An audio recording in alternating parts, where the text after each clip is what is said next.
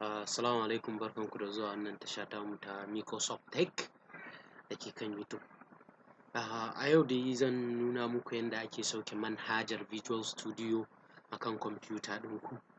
Wannan manhaja ana amfani da ita ne wajen rubuta code ɗin C++, C# da kuma C. Yanzu idan mutum zai yi downloading wannan software, da farko zai shiga browser ɗin da ya fi amfani da ita, sai ya rubuta Visual Studio 2019 za mu yi installing, so zai rubuta ɗin, zai kawo shi wajen wannan page ɗin, sai ya shiga download Visual Studio. Idan mutum ya shiga download Visual Studio zai ga wannan fuskar ta buɗe mai, anan zai zaɓi wanda yake so. Akwai community, akwai professional, sannan akwai enterprises. Su wa'incan da professional da enterprise su ba free ba ne, dole mutum zai biya license fee, amma community ita ce free, is an open source. So za mu yi downloading ɗinta, za mu shiga download. So yanzu zai yi downloading,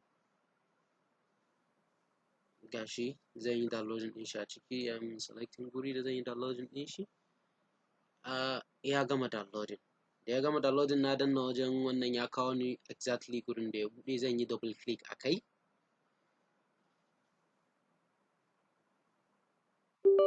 So zan danna yes, continue.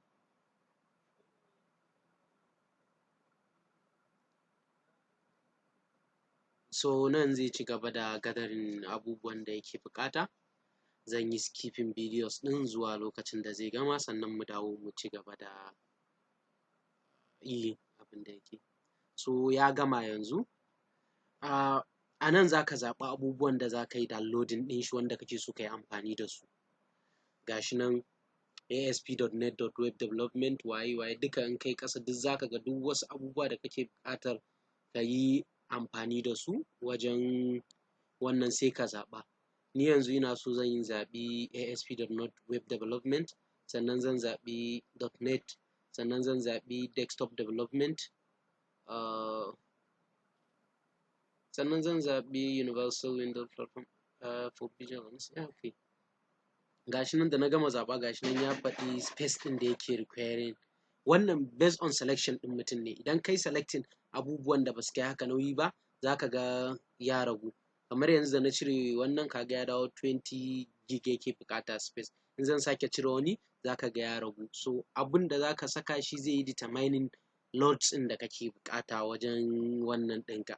So yanzu zan yi iya na wa'innan, saboda ba na so in ci space da yawa. Daga baya mutum zai iya zuwa ya ƙara duk wani abu da yake so a kai. Sai in je install, zai kawo wannan page ɗin na installing ɗin. Yanzu ya fara installing. Zan ɗan yi skipping video ɗin shi ma a nan, saboda kada mu samu time da yawa wajen wannan ɗin.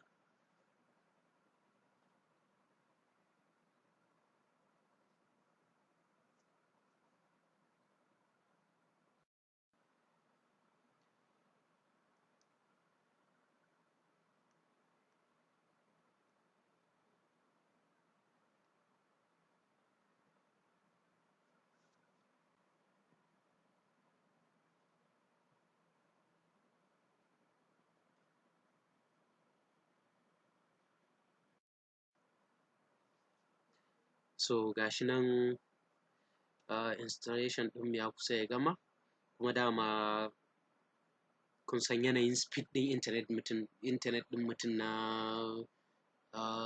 internet shine yanayin saurin da zai sa ya yi installing ɗin ya gama. Yanzu da zarar ya gama zai buɗe, saboda na yi ticking ɗin shi start after installation. Bayan ya gama saukewa ya fara. So gashi nan yana ƙoƙarin gamawa, da zarar ya gama zai buɗe. Shine.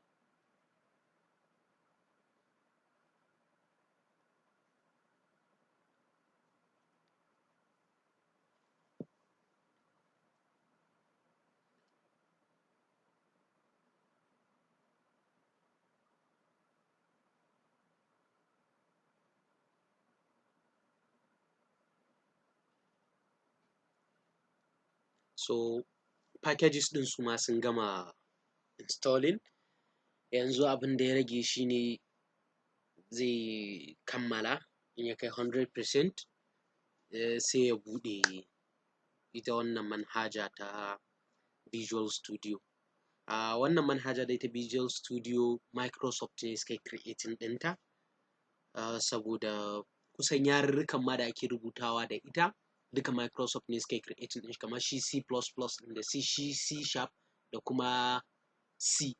So duka suna under Microsoft ne, so shi yasa su suka yi providing wannan manhajar da ake amfani da ita. Wasu mutanen suna kiran shi IDE. IDE, ma'anar IDE shine Integrated Development IDE, Integrated Development Environment. Wato kamar gurin da ake rubuta haka manhajoji haka yarurrukan kwamfuta kenan haka zan ce ko me. So shine IDE, ma'anar shi kenan Integrated Development Environment. So yanzu nan ya gama, Visual Studio ta gama installing akan kwamfuta ɗinmu. Yanzu yana tambayar mu za mu sign in da account ne ko kuma daga baya ma yi. So tunda ba mu da account da Microsoft, za mu ce not now, maybe later, ba yanzu ba kenan. A nan mutum zai zaɓi kalar da yake so abin shi ya kasance. Blue kake so, ko kuma blue with extra constraint, ko kuma baƙi, ko kuma mai haske. Duka gashi idan ka canja a nan zai ke nuna maka gashi wannan baƙi ne, gashi wannan blue mai haske ne. To ni zan ɗauki baƙi saboda na fi so in yi amfani da shi. Nan mutum zai bar shi a general, ba zai canja komai ba, as it is, saboda duka yarurrukan da za a iya rubutawa ne kawai za ka bar shi general. Sai kai choosing kalar da kake so, sai ka sa start Visual Studio. Yanzu zai shigar da settings ɗin da ka saka na kalar da kake so da komai yanda zai buɗe a shi. Ni nawa zai buɗe a baƙi ne saboda na yi selecting ina so ya zo a baƙar kala. Yawwa gashi nan kun ga ya buɗe a baƙi. Yanzu komai ya yi daidai, sai fara amfani da ita.